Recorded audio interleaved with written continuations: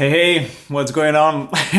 Mes soldats, bonjour à tous et bienvenue dans cette nouvelle vidéo dans laquelle je vous fais pas de dessin, nous allons débriefer sur le reportage que tout le monde m'a demandé d'aller regarder sur Netflix qui n'est autre que Abercrombie, une marque sur le fil, ou Abercrombie & Fitch, les secrets d'une marque atypique. Et puisque j'ai travaillé pendant 2 ans et demi comme manager pour le flagship Abercrombie & Fitch sur les Champs-Élysées entre 2013 et 2015, je pense que je suis assez bien placé pour vous faire un débrief de quelle est la part de vérité et la part d'ombre. Et comme vous avez été très nombreux à me demander ce que j'en pensais, et ben on est parti. J'espère que vous êtes prêts. Bye.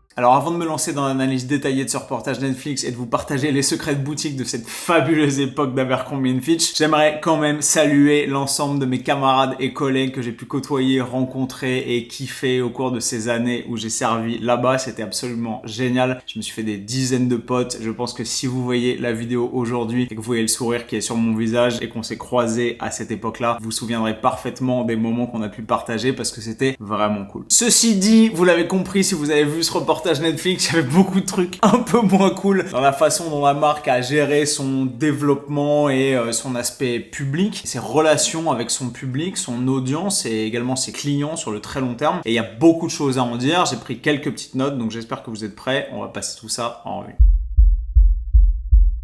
Alors déjà, le reportage s'ouvre et développe beaucoup l'analyse d'un personnage extrêmement spécial qui n'est autre que le PDG, donc CEO et directeur de la marque de 92, si je dis pas de conneries, à 2014, qui n'est autre que Mike Jeffries. Qui n'a jamais entendu parler de Mike Jeffries? S'il s'est intéressé à la saga Abercrombie & Fitch, c'est quasiment impossible puisque à une époque, son image était vraiment indissociable de celle de la marque et il faisait énormément parler de lui. Le reportage le décrit comme un mec très intelligent, assez secret, assez discret sur sa vie privée, très à part, et au fur et à mesure de l'évolution et de son espèce de descente aux enfers, personnelle et également professionnelle, parce qu'il a entraîné une partie de l'image de la boîte dans sa chute. L'image de Mike évolue pas mal et pas forcément dans le bon sens, et j'aimerais revenir un petit peu là-dessus. Mike Jeffries, c'est en tant que manager un personnage dont on entendait énormément parler et qu'on voyait très peu. C'était un peu comme le loup blanc, il était très connu et on n'avait pas la chance de le voir tous les jours, et je crois que je l'ai croisé 2 fois au cours de ma carrière chez Abercrombie & Fitch, et les 2 fois ça a été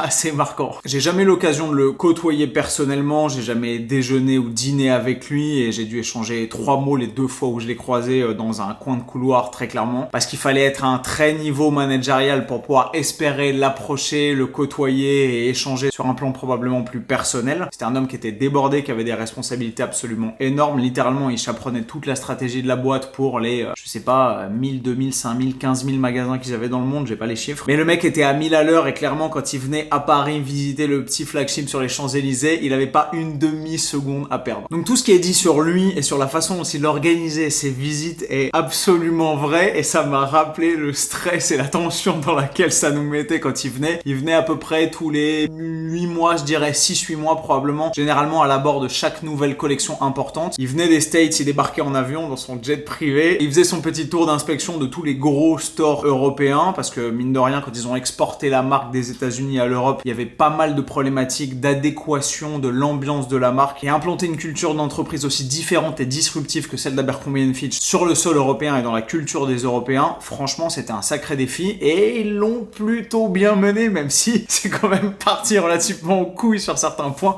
et on va y revenir. Ce qui est très vrai, c'est que Mike faisait des visites surprises qu'on appelait des blitz. Généralement elles étaient surprises mais annoncées. Je pense que c'était la cascade managériale qui faisait que quand il prenait l'avion, il y avait un top manager aux États-Unis quelque part qui avait des comptes à rendre à Mike directement et qui avait pas envie de se faire souffler dans les naseaux, et qui prenait son téléphone et qui appelait le directeur de la boutique à Paris, qui disait: mes petits potes, sortez-vous les doigts du cul parce que Mike débarque dans 2 jours. Et là, panique à bord, c'était le branle-bas de combat. J'avais l'impression que c'était le D-Day, et généralement on avait l'info 2 jours, j'exagère peut-être un petit peu, ça devait être genre 3-4 jours avant, mais c'était la panique. Et un lundi matin, vous arriviez au store, tranquillou, t'as passé un bon week-end, ça va, tchac tchac, ça se check, etc. Et là, ton manager supérieur débarquait et disait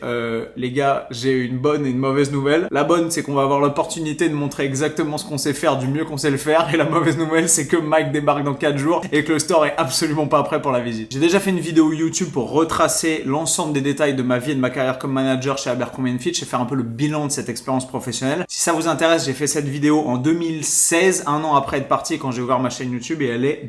juste ici, c'est au tout début de ma chaîne et ça vous rappellera les bonnes et jeunes années du début. Donc en gros, avant une visite, on passait 4 jours à tout checker, tout optimiser, tout vérifier, tout millimétrer, tout paramétrer. C'était un enfer sur terre. Clairement, le message c'était si vous devez bosser 48 heures cette semaine, on s'en bat les couilles, vous serez payé en conséquence, mais il faut que le store soit nickel et il faut qu'on soit au carré quand il débarque. Et quand le mec débarquait enfin dans le magasin, il faisait ce qu'on appelle un walkthrough, c'est-à-dire qu'il rentrait comme un client classique et il vérifiait qu'il était accueilli et servi absolument comme un client lambda, même si tout le monde savait bien que c'était pas le cas, et surtout que l'expérience en magasin, c'est-à-dire l'expérience qu'un client classique pourrait avoir de sa venue et de sa visite chez Abercrombie & Fitch, soit absolument intacte et correspondait à 100% aux attentes et à la stratégie marketing qui avait été fixée aux États-Unis par les grands décideurs de la marque et notamment, je vous le donne en mille, Mike Jeffries. Donc le reportage Netflix ne grossit absolument pas le trait, et même si quand on le voit sans connaître tout ça, on pourrait se dire ouais, c'est gros quand même. Le mec était à 100 000% focus sur l'intégralité de tous les micro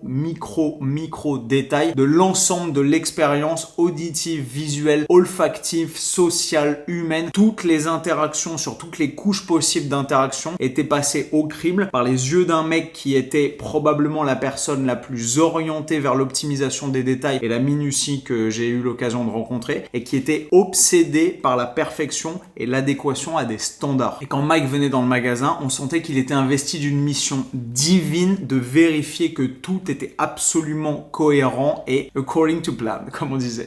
Le flagship sur les Champs-Élysées a été ouvert de avril ou mai 2011, je crois, à fin 2020. Donc 10 ans d'existence, mais 10 ans bien après la période des déboires de la marque, des scandales et des sorties et des déclarations houleuses de son PDG et de la descente en flammes via l'exposition publique et les revendications qui étaient clairement pas d'accord avec les façons de faire de certains à des niveaux décisionnels très élevés dans l'entreprise.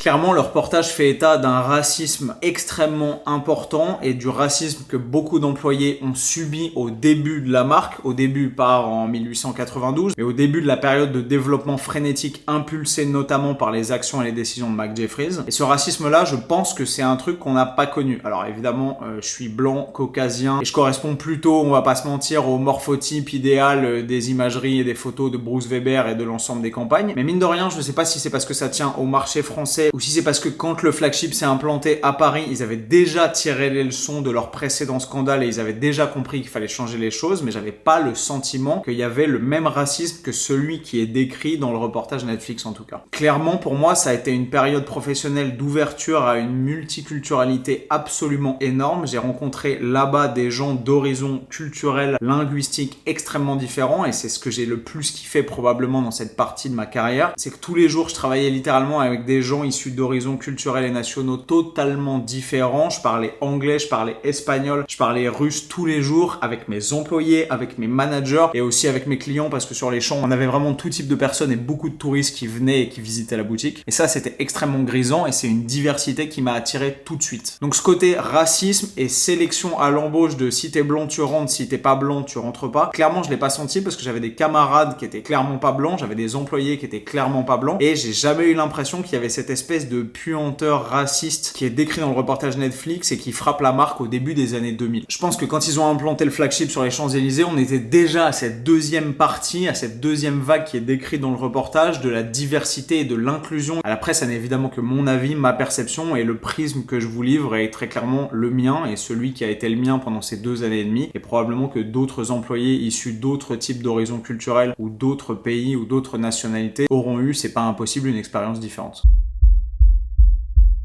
Mike Jeffries démissionne fin 2014. En 2015, on a le début de la vocalisation du mécontentement de la population sur les réseaux sociaux, avec notamment la montée en puissance des réseaux sociaux et la capacité nouvelle d'expression de l'opinion de tout un chacun à portée de pouces, de clics ou d'une story. Et ça s'est fait extrêmement sentir parce que début 2015, on a commencé à avoir une pression énorme sur tout ce qu'on faisait, sur tout ce qu'on disait, sur tout ce qu'on laissait paraître. Et clairement, on sentait qu'on était observé de l'extérieur et qu'on n'avait plus du tout le droit à l'erreur. Et à l'intérieur du magasin, on a senti qu'il y avait un revirement vraiment littéralement à 180 degrés et que tout ce qu'on avait fait jusque-là, il fallait plus le faire ou plus montrer qu'on le faisait de la même façon ou changer un peu la façon dont on le faisait et que clairement les choses allaient changer drastiquement dans les années à suivre et c'est exactement ce qui s'est passé. Je vous propose donc de vous raconter ce qui s'est vraiment passé et comment les choses se passaient et quelle était notre expérience à nous, employés de la marque et à moi, manager, qui avait un peu un rôle entre les deux qui a été extrêmement intéressant parce que j'avais à ma charge énormément d'employés et énormément de responsabilités, donc j'avais un rôle qui était un peu global, mais en même temps j'étais sous la direction d'une espèce de cascade managériale avec 7 ou 8 niveaux hiérarchiques au-dessus de moi jusqu'au PDG, et ça a été extrêmement enrichissant de voir comment les informations étaient communiquées au travers des différents niveaux et comment les décisions étaient implémentées par coups de pression successifs pour arriver à réorienter cette culture d'entreprise.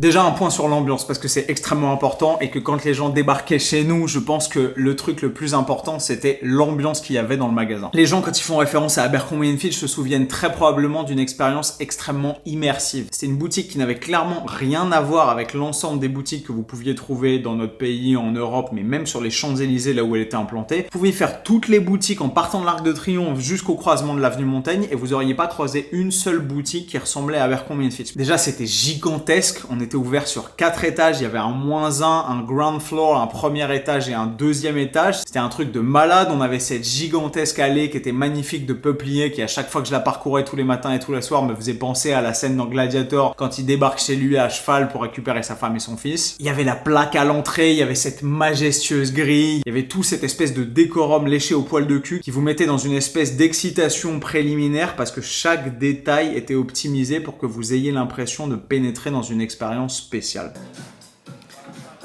Petit moment privilégié que l'ouverture du jardin de bon matin. Les premiers trucs qui frappaient en arrivant, déjà avant d'arriver, c'était la queue devant le magasin. Moi, j'ai pas connu le tout début du début de la folie de 2011 et 2012 parce que je suis arrivé tout début 2013, mais il paraît que les 2 premières années, c'était absolument dingo. Ils faisaient des chiffres d'affaires qui frôlaient le 1 million d'euros parfois sur une seule journée, les samedis. Littéralement, les gens à Paris se disaient « Ah bah on est samedi, tiens, si on prenait 2 heures pour aller visiter Abercrombie & Fitch » et vous aviez des queues de 600 personnes qui littéralement, je vous mens pas, partaient du début de la gate et allaient jusqu'au début de l'avenue Montaigne qui était à genre 250 mètres. C'était un truc de malade mental. C'était une vraie attraction touristique au sens propre du terme et les gens faisaient le déplacement et ils prenaient le métro pour aller chez Abercrombie & Fitch. Et moi, je me souviens qu'on a fait des journées à 350 000 euros la journée sur des samedis, des trucs de malade avec des milliers et des milliers de personnes dans le magasin et la queue littéralement de 10h du matin à l'ouverture jusqu'à 19h le soir non-stop avec les agents de sécurité pour la gérer, avec des gestions du flux où on courait dans tous les sens. C'était une période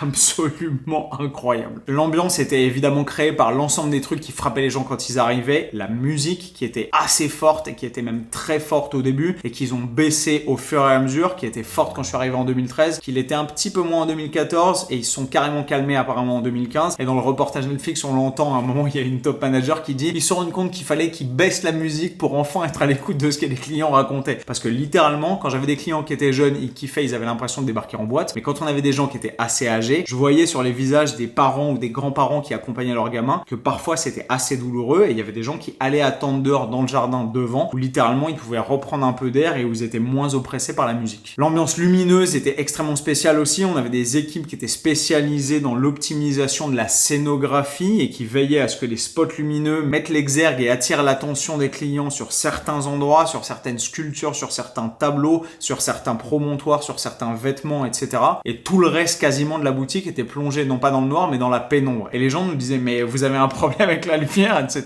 Alors que nous évidemment on vivait ça au quotidien tous les jours que Dieu fait et au bout d'un moment on s'en rendait même plus compte. Il y avait aussi un autre truc très important, c'était le fameux parfum, le Fierce, et littéralement toute la boutique était tellement parfumée, il y avait tellement de flacons de parfum partout étalés sur l'ensemble des étages, que ça sentait le fierce quand on passait sur les champs et qu'en passant en scooter le matin en allant au taf, je pouvais littéralement les yeux fermés savoir à quel endroit je devais m'arrêter sur les Champs-Élysées pour garer mon scoot parce que je savais que j'étais dans la boutique. J'exagère absolument pas. Si vous y êtes allé, vous savez exactement de quoi je parle. L'odeur du fierce se répandait à plusieurs centaines de mètres au-delà des portes de la boutique. C'était un truc incroyable. Et évidemment, il y avait les vendeurs ou les brand reps, les brand representatives ou les modèles comme vous voulez les appeler, et le nom et l'appellation a également changé au fur et à mesure des années. Et ça, c'était une expérience à part parce que clairement, quand les gens débarquaient, ils tombaient déjà dans la rue sur les champs de modèles qui étaient là pour les accueillir en plus des agents de sécurité. Et une fois qu'ils avaient parcouru la petite allée de cyprès et qu'ils avaient fait le virage à droite pour arriver dans le store, ils tombaient avant 2015 sur 2 modèles qui étaient spécialement là pour optimiser l'expérience client et pas n'importe quel modèle. Un shirtless et une camera girl, c'est-à-dire un modèle qui était là torse nu pour être pris en photo avec les clients et une camera girl qui était elle pas torse nu et qui était là pour prendre le shirtless en photo avec les clients et leur tendre la photo comme souvenir et comme témoin gravé dans le marbre de leur visite au flagship des Champs-Élysées. Et rien que ça, débarquer dans un store et voir un mec d'1m90 complètement torse nu, super beau gosse, avec une fille à la plastique de rêve avec des grands sourires jusqu'aux oreilles qui leur disait "Hey, what's going on?", ça je peux vous assurer que ça foutait un sacré coup. Donc cette expérience, elle est très immersive et très singulière. Elle tient également à l'ensemble des dessins, des fresques et des peintures dans la boutique. Majoritairement des mecs très athlétiques, à moitié à poil, fesses à l'air, qui jouaient au football américain ou au cricket avec des grands sourires et des petites mèches sur le côté, qui correspondent peu ou prou à l'esthétique proposée depuis des années par Bruce Weber, le tristement célèbre photographe qui est à l'origine du succès graphique, notamment des marketing et de l'ADN visuel de la marque. Et si vous n'étiez pas habitué à la culture Abercrombie & Fitch, débarquer sur les champs, tomber là-dessus et voir des dessins de mecs à moitié à poil, les fesses à l'air, ça devait clairement faire bizarre, on va pas se mentir.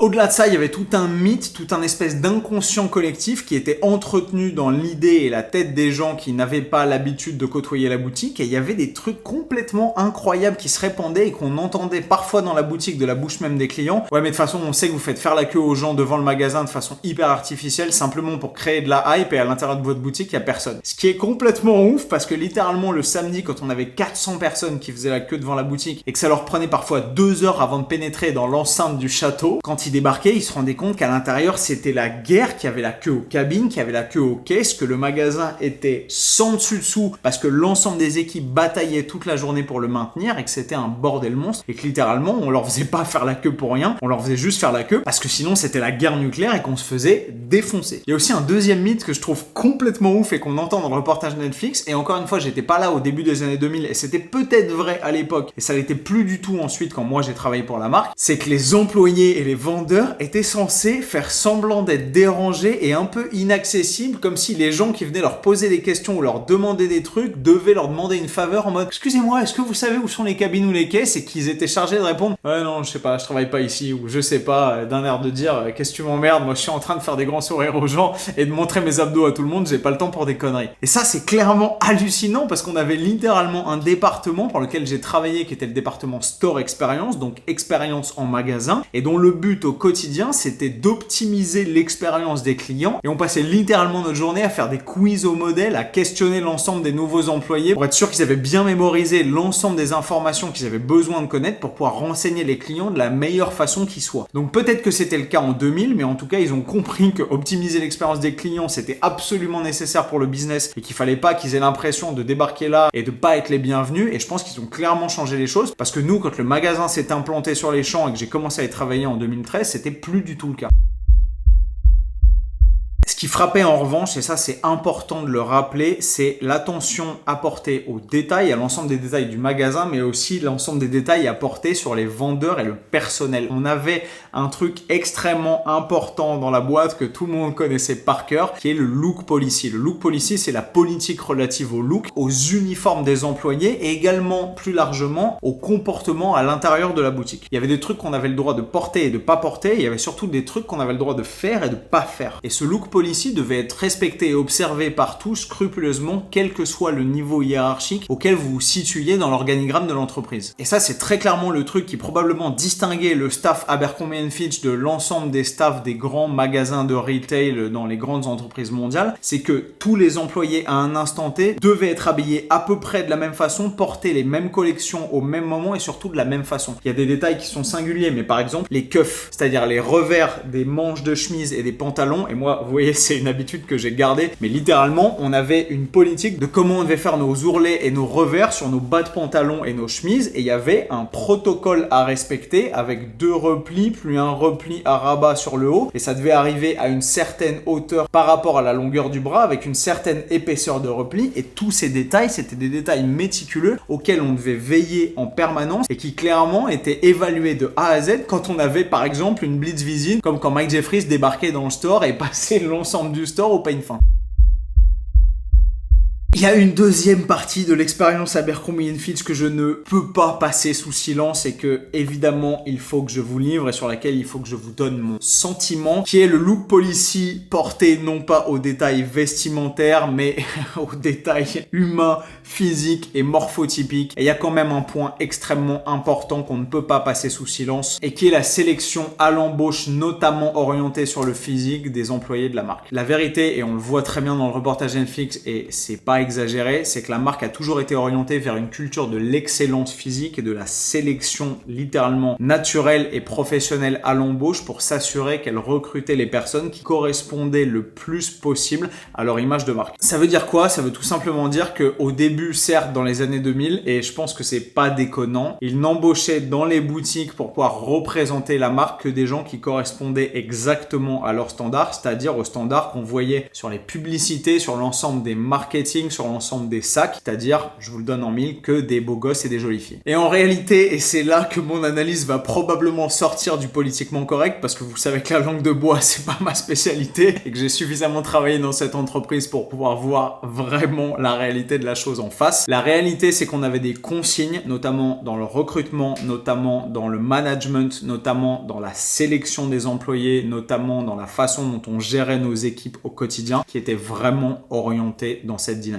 Déjà, une anecdote assez marrante, mais moi, avant d'être recruté comme manager, je savais pas du tout comment marchait la boîte et j'avais une ex qui bossait là-bas et qui m'avait dit « Ah, mais tu sais, ils cherchent du monde constamment, tu devrais peut-être essayer d'aller tenter ta chance et aller passer un entretien d'embauche pour voir si tu peux pas trouver du boulot. Est-ce que je pourrais pas aller travailler pour cette nouvelle marque américaine qui a l'air complètement ouf, dont les process ont l'air révolutionnaires, qui applique des méthodes managériales totalement à l'américaine dont j'ai jamais entendu parler et ça a vraiment l'air super unique et excitant et je vais aller jeter un œil. » Et la vérité, c'est que je me suis pointé à un entretien d'embauche et que j'étais dans une grande pièce boulevard Haussmann avec 25 personnes qui étaient là pour tenter leur chance et que je me suis dit waouh, qu'est-ce que c'est que ce sketch. Et le truc qui est complètement ouf, et je l'ai su qu'après, mais genre bien après, genre 1 an ou 1 an et demi après, c'est quand j'ai passé l'entretien pour être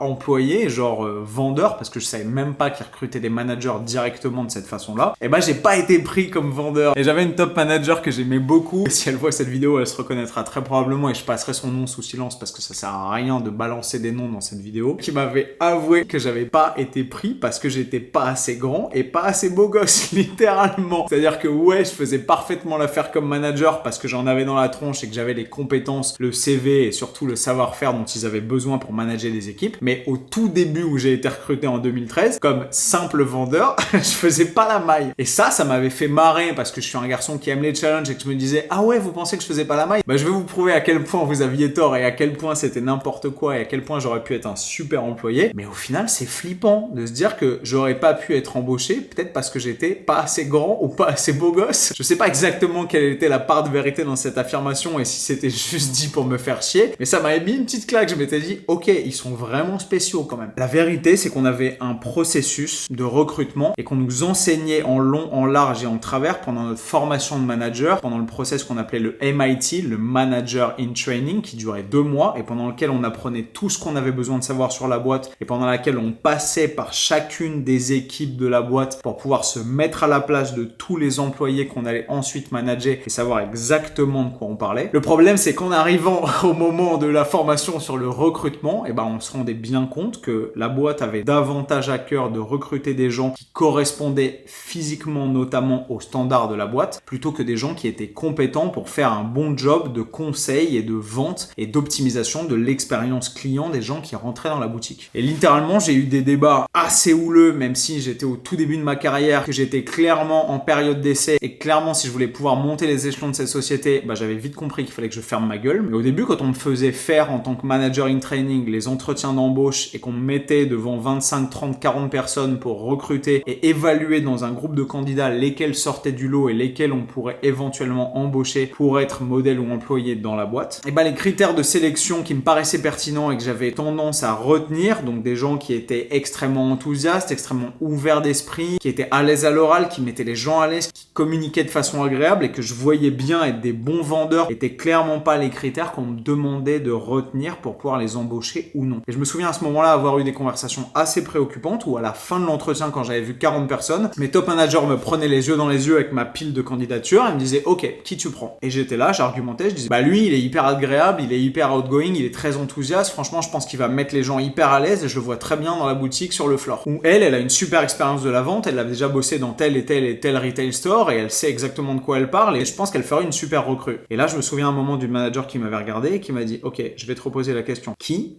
tu prends? Avec qui tu te vois travailler sur le long terme dans la boutique? Et là, je m'étais dit, waouh! Le fait qu'ils soient compétents, le fait qu'ils aient une expérience professionnelle en relation avec le domaine, le fait même que j'ai l'impression qu'ils aient une personnalité qui soit en adéquation avec les exigences d'un job qui est typiquement orienté sur la relation client, n'a en fait pour eux absolument aucune importance et tout ce qui les intéresse, c'est d'avoir des gens qui correspondent en termes de faciès et en termes d'image aux standards de la marque. Et ça a donné des situations complètement ubuesques par la suite, pas énormément, mais quelques-unes qui sont suffisamment impressionnantes pour que je me les rappelle et que j'ai eu même à en souffrir en tant que manager, de mecs et de nanas qui avaient été embauchés malgré le fait que parfois moi en entretien je m'étais dit mais c'est qui ces tocards, j'ai pas envie d'avoir ces gens dans mon staff, ils sont mous, ils sont pas convaincants, ça percute pas, il y a rien à en tirer, et qui 2 semaines après se retrouvaient dans mes mains en formation, tout simplement pour la bonne et simple raison qu'ils étaient beaux gosses et que les managers les voulaient parce que ça améliorait l'apparence de leur staff en magasin. Et ça, je l'ai compris après et je leur jette pas la pierre parce qu'on est tous le fruit de décisions managériales au-dessus de nous et que même les directeurs de la boutique étaient sous l'emprise des top managers américains et les top managers américains étaient sous l'emprise des décisions de Mike Jeffries et que si on faisait les choses en s'écartant de ce que voulait la volonté divine du CEO, tout le monde sautait et ils avaient absolument pas de mal à décapiter et à couper des têtes. Et donc ça donnait des situations complètement abracadabrantes où parfois des samedis où j'étais débordé, où le floor était dévasté, où on avait 450 clients dans la boutique et où j'avais besoin de top performers et de vendeurs qui connaissaient leur taf à la perfection et qui étaient capables de maintenir la boutique, de conseiller les clients, d'aller à gauche à droite des caisses aux cabines et de faire un taf de ouf. Et où parfois j'arrivais dans un coin du magasin au 2e étage et où tout était en ruine et où personne n'était conseillé et je tombais sur des clients qui étaient frustrés, qui comprenaient rien à rien, qui étaient saoulés, qui balançaient leurs fringues partout, etc.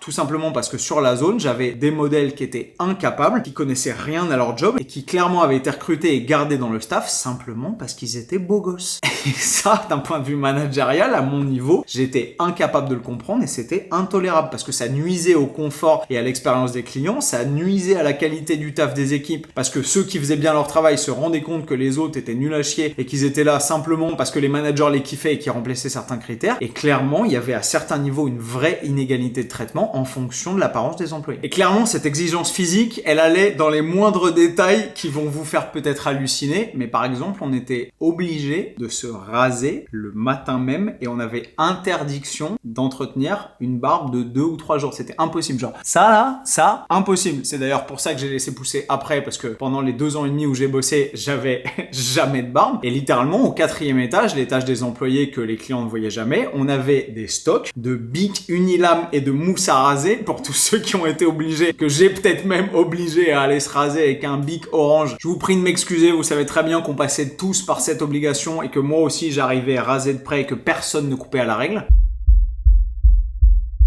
Cette exigence physique, évidemment, ça mettait la pression à tout le monde et je pense que c'est pas anodin si c'est quand je suis arrivé là-bas que même si j'étais sportif avant, j'ai vraiment commencé la muscu, je me suis pris au jeu et je me suis dit, putain, c'est génial, tout le monde s'entraîne, il faut que je m'entraîne, il faut que j'aille à la salle, etc. En essayant d'adhérer aux standards de la marque, et mine de rien, je pense qu'on avait l'impression d'incarner un peu cette espèce de culture de l'excellence et de faire plus partie de la boutique, clairement. Pour vous dire à quel point les managers étaient notés sur l'apparence des employés en boutique, on avait, et ça je l'ai appris que très tard et j'ai halluciné le jour où je suis tombé là-dessus, on avait un papier qui était totalement informel et officieux, que probablement beaucoup d'employés ne connaissent pas, qui est ce qu'on appelle le cast-off. Cast-off, c'est-à-dire pas le best-of, mais un peu le best-of du casting des employés. Et les modèles, et notamment les shirtless, étaient classés en fonction de leur apparence physique et de leur performance en magasin. C'est-à-dire que quand on avait des modèles qui accédaient au stade de shirtless, donc ils avaient le droit de faire des shifts où ils étaient torse nu à l'entrée du magasin, c'était pas donné à tout le monde et on en avait uniquement une poignée. Et à chaque période, au maximum, on devait avoir une dizaine de mecs qui avaient ce statut-là. Et ils étaient en permanence évalués dans leurs interactions clients et de comment ils mettaient l'ambiance à l'entrée du magasin. Parce que c'était la première image que les clients avaient et c'était un aspect décisif de l'expérience client qu'ils allaient avoir au cours de leur visite dans la boutique. Et très clairement, quand on avait des mecs qui étaient là et qui étaient mis en tant que shirtless parce qu'ils étaient grands, parce qu'ils étaient super beaux gosses, parce qu'ils avaient des abdos de ouf, parce qu'ils avaient un physique incroyable, et dans la première semaine où ils étaient là, où ils faisaient leur shift de shirtless, ils étaient clairement dans l'œil du cyclone et tous les managers avaient les yeux sur eux pour vérifier qu'ils délivraient la meilleure expérience client possible, qu'ils accueillaient les clients comme ils devaient, qu'ils mettaient une ambiance de ouf dans l'entrée au niveau de la gate, qu'ils disaient la tagline. La tagline, c'est la fameuse phrase "Hey, what's going on?" ou "Hey, how is it going?" ou "Hey guys, how are you?" Ils étaient littéralement censés accueillir les clients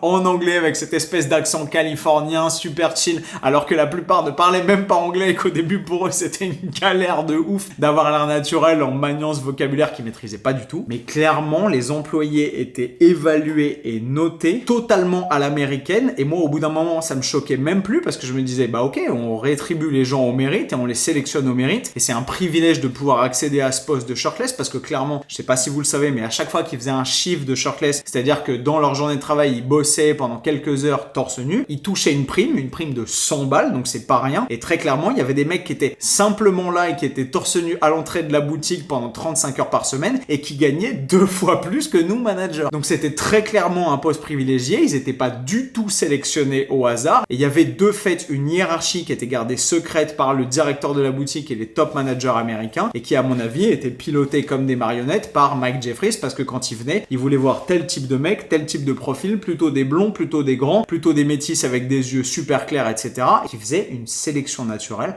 au sein du staff. La partie qui peut paraître un peu ouf et que moi j'aimais beaucoup dans le cadre de mon travail, c'est aussi que pour maintenir un tel niveau de staff à l'intérieur de la boutique, c'est qu'en tant que manager, on devait recruter et on passait notre temps avec une pile de cartes de recrutement dans la poche de la chemise qui était soigneusement pré-remplie. Et moi j'attaquais chacune de mes journées en me glissant une petite dizaine de cartes de recrutement. Et quand on vadrouillait dans le magasin, on avait toujours un œil sur les clients qui venaient dans la boutique. Et quand on repérait quelqu'un qui avait l'air d'avoir un charisme de ouf, qui était super agréable, quand on avait une discussion avec un jeune qui était hyper motivé, qui était vachement cool et qui, on va pas se le cacher, remplissait l'ensemble des standards visuels de la marque et qui était grand et qui était beau gosse ou que c'était une fille particulièrement jolie et agréable, et on avait pour devoir d'aller les recruter, c'est-à-dire avoir une conversation avec eux en mode hey, je sais pas si t'es en train de finir tes études ou si t'as un job ou si tu cherches du boulot, mais si tu veux bosser pour nous dans la boutique, on cherche continuellement des employés et ça nous ferait plaisir de te donner ta chance et de t'accueillir à un entretien d'embauche pour voir si oui ou non t'as ce qu'il faut pour bosser pour nous. Et cette conversation, je l'ai eue peut-être 1000 fois en 2 ans et demi, parce qu'en tant que manager, on était aussi noté de façon assez informelle, mais sur la qualité des recrues qu'on envoyait aux entretiens. Et quand les gens arrivaient aux entretiens d'embauche avec un petit carton marqué ah ouais, j'ai croisé un manager qui s'appelle Antoine dans votre boutique, il était hyper cool et c'est lui qui m'a donné ce carton-là. Si on envoyait des mecs qui faisaient pas la maille aux entretiens, nos managers nous prenaient entre 4 yeux le lendemain et qui nous disaient j'ai eu 4 gus qui sont venus de ta part apparemment que t'as recruté dans le magasin. C'est quoi ces mecs et ces nanas que tu m'as envoyés? T'as pas compris ce qu'on cherchait, je pense. Et donc d'une certaine façon, toujours un peu dans le non-dit, toujours un peu dans les sous-entendus, toujours un peu informel, on était orienté malgré nous dans une culture d'entreprise qui était tournée vers l'excellence physique et le recrutement de gens qui correspondaient de plus en plus de facto à l'image de l'entreprise. Ils ont essayé de te recruter toi aussi? Quand t'étais manager, rappelle-toi. Ça m'étonne, parce que bon... En conclusion, mes soldats, cette expérience a été ce qu'elle était. Moi, elle m'a ouvert les yeux sur la réalité de mon potentiel et en tant que personne et surtout sur ce que je voulais faire de ma vie plutôt que de courir avec un talkie-walkie dans les 4 étages d'un magasin pendant des heures et des heures par jour pour pouvoir, on va pas se mentir, vendre des jeans. Et je me suis rendu compte après cette expérience extrêmement enrichissante que c'était pas ce que j'avais envie de faire de ma vie et que je valais probablement mieux que ça et surtout que j'avais une passion qui était le développement personnel, l'enseignement, le partage et l'éducation, notamment autour de l'entraînement et de la nutrition, et que clairement ces aspirations-là seraient pas satisfaites si je passais mon temps à courir dans les rayons d'une boutique sur les Champs-Élysées. Et c'est la raison pour laquelle j'ai décidé de démissionner à l'été 2015 pour pouvoir vivre de ma passion, passer un diplôme de coaching, créer notre formation Bayesian, créer cette chaîne YouTube, fonder une entreprise qui me ressemble et devenir mon propre patron, bosser pour moi et faire les choses exactement de la façon dont j'avais envie de les faire et pas simplement pour répondre et obéir à des standards de millimètres de piles de fringues sur des étagères. Mais je vous mentirais si je vous disais que c'était une expérience qui m'a pas enrichi, qui m'a pas plu. On a passé des moments absolument incroyables. J'ai vécu pendant plus de 3 ans avec un coloc qui n'était autre qu'un de mes managers et collègues au store, donc ça a tissé des liens d'amitié qui sont hyper profonds et j'ai croisé là-bas des êtres humains absolument exceptionnels au-delà des clichés de l'apparence physique, de la beauté et de la vitrine hyper superficielle qu'on vous vend généralement dans ce genre de reportage et dans ce genre de réseau. Et ça m'a permis de tisser des liens d'une qualité inégalée et de rencontrer des gens que j'oublierai littéralement jamais. Et je pense très sincèrement que tous les gens qui sont passés entre les murs de cette boutique et qui ont travaillé pour cette marque un tant soit peu pourront vous dire la même chose. Voilà mes soldats, j'espère que cette vidéo vous aura ouvert les yeux sur ce que c'était que la réalité de travailler pour cette marque absolument unique qu'a été Abercrombie & Fitch, notamment du point de vue de mon expérience personnelle entre début 2013 et fin 2015, puisque c'est la période pendant laquelle j'ai servi pour la marque et je ne suis pas en mesure de témoigner de comment les choses se passaient au début des années 2000 et je suis pas non plus en mesure de témoigner comment ça s'est passé à la fin de la période où ils ont fermé boutique fin 2020, puisque j'ai pas travaillé jusqu'à la fin de cette époque-là et je sais pas comment les choses ont évolué après. Même si, je vais pas vous mentir, j'y suis retourné le dernier jour avant la fermeture, la veille du jour où ils ont fermé pour faire un tour nostalgique dans la boutique et ce que j'ai pu constater c'était que ça n'avait plus rien à voir avec ce que j'avais connu, la musique était plus du tout aussi forte, les lumières étaient beaucoup plus intenses et on voyait enfin ce qu'on faisait, on pouvait lire l'heure sur sa propre montre, le parfum était moins important, il y avait beaucoup moins de staff, il y avait beaucoup moins d'effervescence, beaucoup moins d'excitation et peut-être que tout simplement les gens se sont rendus compte que c'était un peu un sketch de créer une expérience aussi immersive et aussi différente, que les mentalités avaient évolué, que c'est plus tellement ce que les gens attendaient et que c'est ce qui a précipité peut-être pas la mort de la marque mais au moins le fait qu'ils ont dû rendre les clés de la boutique, arrêter de payer des loyers à 9 millions d'euros par an et finalement s'orienter vers une dynamique un peu différente. Comme d'habitude, j'ai essayé de vous livrer mon expérience de la façon la plus transparente et personnelle que j'ai pu. Et je pense que je vous ai raconté à peu près tout ce que j'ai vécu pendant mon expérience là-bas. C'est aussi la raison pour laquelle la vidéo va probablement être un peu longue. Mais si vous l'avez kiffé, comme d'hab, vous savez exactement quoi faire. Éclatez-moi les pouces bleus juste en dessous. Et cliquez sur ce putain de petit bouton rouge sur lequel il y a marqué s'abonner pour qu'on soit de plus en plus nombreux sur cette chaîne à pouvoir profiter de vidéos de qualité. Et quant à moi, je vous dis à une prochaine. Et comme d'hab, vous le savez, avec le sourire, plus fort et plus fit. Backlash written on me, card rubbing on a glass bowl. I've been ballin', free my ladies in the counter now.